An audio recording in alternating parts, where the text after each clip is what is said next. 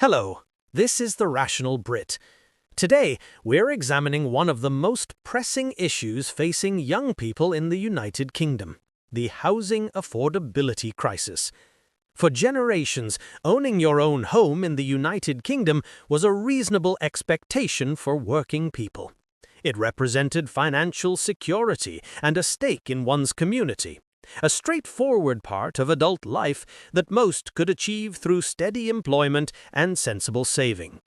But for today's young people, that expectation has become increasingly unrealistic. Rising house prices, wage stagnation, and escalating living costs have created a housing market that appears fundamentally disconnected from earnings. This is an examination of the housing affordability crisis facing young Britons and what it means for the country's future. The numbers tell a clear story. In 1990, the average house price was approximately 3.5 times the average salary. Today, that ratio stands at roughly 8-to-1. In London and the South East, it often exceeds 10-to-1. This isn't merely about high prices, it's about the pace of change. Since 2000, UK house prices have increased by over 200%, whilst average wages have grown by only around 60%. Inflation-adjusted wages have barely moved for many workers. The practical effect is evident. The average age of a first-time buyer has risen from 29 3 decades ago to 34 today. For many, purchasing a home requires substantial family assistance, something not everyone has access to. Sarah, a 28-year-old marketing manager from Manchester, observes, "I earn more than my parents did at my age, yet the 3-bedroom semi they bought would be completely beyond my reach now. Even a 1-bedroom flat requires a deposit I can't realistically save whilst paying rent." The deposit requirement presents the most significant barrier, with average first-time buyer deposits exceeding £50,000 in many areas. Accumulating this sum whilst paying private sector rents, which themselves consume a substantial portion of income, is mathematically challenging for most young people. Why has the market become so distorted? Several factors have converged. First, supply constraints. Successive governments have consistently failed to build sufficient homes to match population growth. The generally accepted target is approximately 300,000 new homes annually, a figure rarely met. Second, the investment culture surrounding property. Housing has become an attractive investment vehicle. Buy-to-let landlords, domestic investors, and foreign capital have driven prices upward, viewing homes primarily as assets rather than accommodation. Dr. Emily Hayes, a housing economist at the LSE, notes, "The core issue is the financialization of housing. When mortgage rates are low and supply is constrained, property investment yields excellent returns. This creates competition where young salaried buyers cannot compete with cash-rich investors. Government schemes like Help to Buy often simply inflated prices, benefiting developers more than genuinely assisting first-time buyers." Third, borrowing costs. As interest rates have risen to combat inflation, monthly mortgage repayments have become prohibitive even for those who've managed to save a deposit.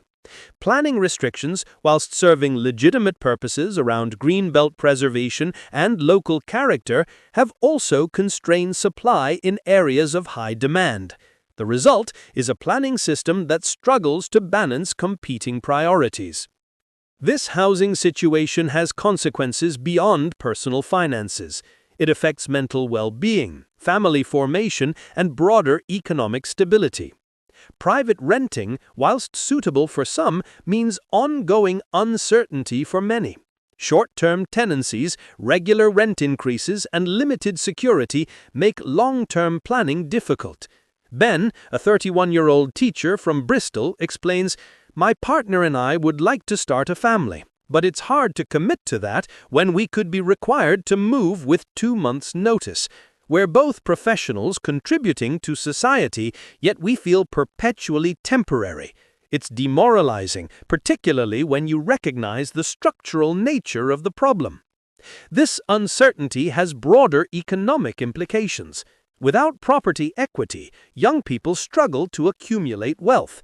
This potentially widens the intergenerational wealth gap significantly, creating a society where inheritance matters more than effort.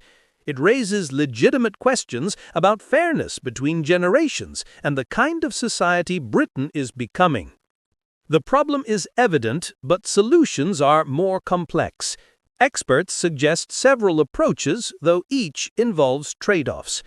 Most obviously, increasing supply. This requires substantial public and private investment in housing, particularly affordable options and starter homes.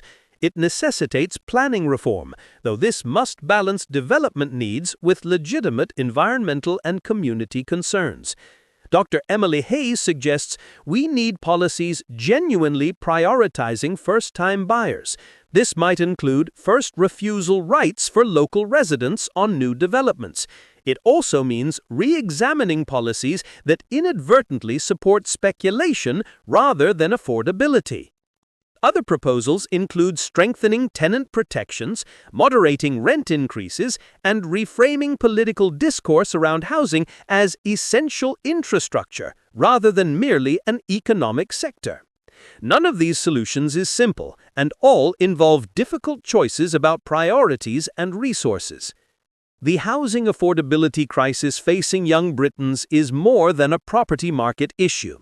It's a question of social cohesion and generational fairness. An economy where hard work and prudent saving no longer reliably lead to housing security is one that risks losing public confidence in fundamental institutions. Addressing this will require sustained political commitment, policy reform, and honest public debate about priorities. The principle that reasonable effort should lead to reasonable security, including secure housing, seems worth preserving. Whether Britain can restore that principle remains an open question, but it's one worth answering. If you found this analysis useful, please do like and subscribe. Your support helps me continue producing rational, balanced commentary on the issues that matter. Thank you for watching.